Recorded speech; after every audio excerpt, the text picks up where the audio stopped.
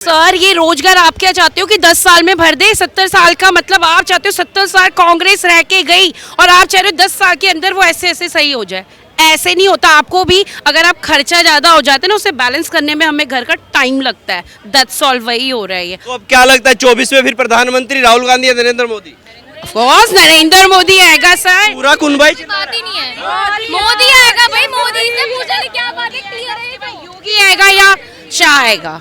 मोदी योगी आएगा और जिस दिन योगी आएगा ना सर, उस दिन पता लग जाएगा कहाँ है केजरीवाल और कहाँ है कांग्रेस। योगी से इतना कॉन्फिडेंस सर युवा वो राहुल गांधी 50 साल से ऊपर का युवा कहाँ है वो युवा? पूरे परिवार को मोदी पसंद है। पूरा परिवार, पूरा उत्तराखंड मोदी मोदी मोदी मोदी मोदी। कांग्रेस पार्टी कहती है कि हमारे युवा नेता है राहुल गांधी और दूसरी तरफ नरेंद्र मोदी वो है। युवा नहीं है, वो तो बुढ़ा हो गया ना अब।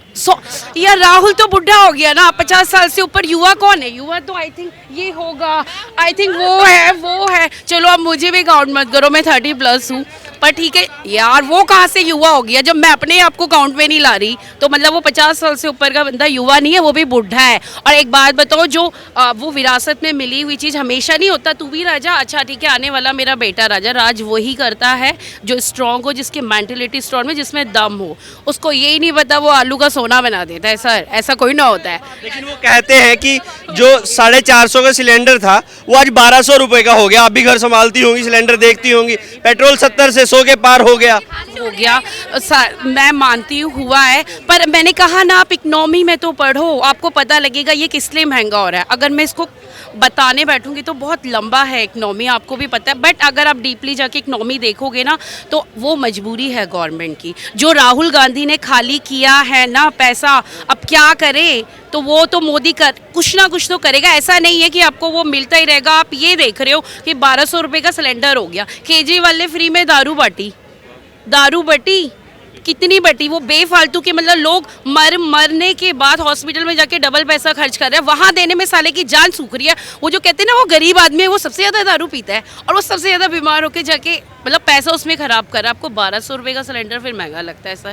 कांग्रेस पार्टी तो अब कह रही है मोदी तेरी कबर खुदेगी, मतलब अब की बार गद्दी से साफ। वो तो कबर तो उसकी खुद गई है कांग्रेस की, उसका कोई नाम और निशान नहीं है। उसकी पूरी फैमिली, जिसे कहते थे ना कि लाइक ये इंदिरा गांधी, ये भी जो भी जवाहरलाल नेहरू है, बहुत बड़ी हिस्ट्री अगर पढ़ो तो इन्होंने कुछ नहीं किया है। फ्रैंकली इन्होंने कुछ भी नहीं किया है। तो कहते हैं देश को IIT IIM सब कुछ हमने दिया। तभी तो दे के दिख रहा है ना। फिर क्या दिख रहा है बता दो?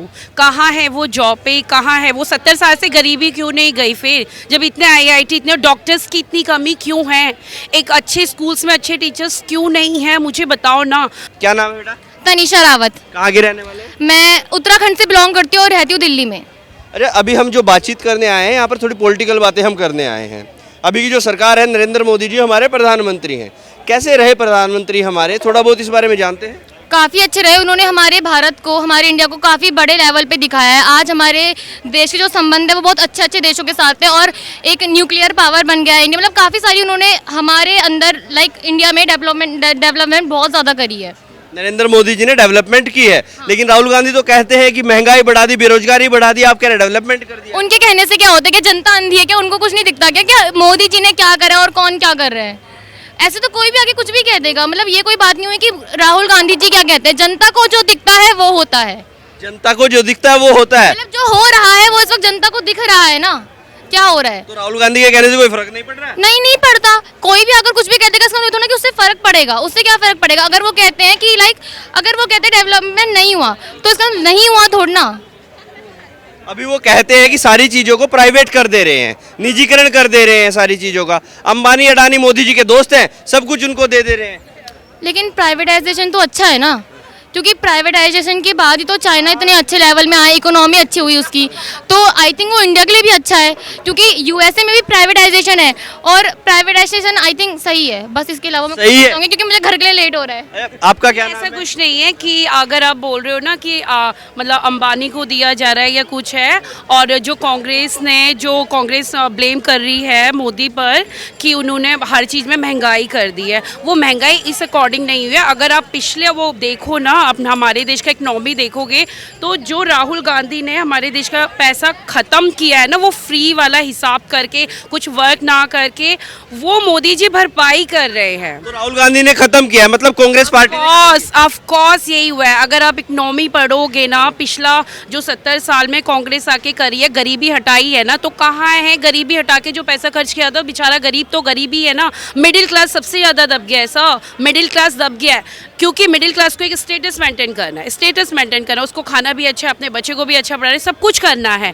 बट अगर आप जो ये कह रहे हो ना निजीकरण वाली बात, ये आई थिंक गवर्नमेंट की मजबूरी है। अगर आप समझोगे वो मजबूरी क्या है, कुछ चीज़ों में उसे निजीकरण करना बहुत ज़रूरी है, क्योंकि हर कहीं जाके एक मोदी जी के उसमें तो आप वोट जिस तरीके से मांग रहे हैं कि मोदी जी के उसमें वोट हो रहा है, काम मोदी जी कर रहे हैं, बट हर चीज़ में हर कोई अपना एक काम नहीं कर रहा है। तो निजीकरण होगा तो प्रॉपर तरीके से, जैसे कहते हैं प्राइवेट स्कूल में टीचर बहुत स्ट्रिक्ट होती हैं क्योंकि उनका मैनेजमेंट बहुत स्ट्रिक्ट होता है, जो गवर्नमेंट में आज भी नहीं है। और ये जो कहते हैं ना केजरीवाल ने स्कूल्स में बहुत डेवलप कर दिया, मैं भी एक प्राइवेट ही चाहे टीचर रही हूँ, मैंने भी बीएड किया, मुझे पता है कि अंदर क्या हो रहा है क्या नहीं हो रहा है। एक बात बताइए सर, आप अपने घर में बाहर से बहुत अच्छा पेंट करवा लीजिए, खाने को रोटी ना हो, तो वहाँ जाके उन बच्चों के साथ वही होता है।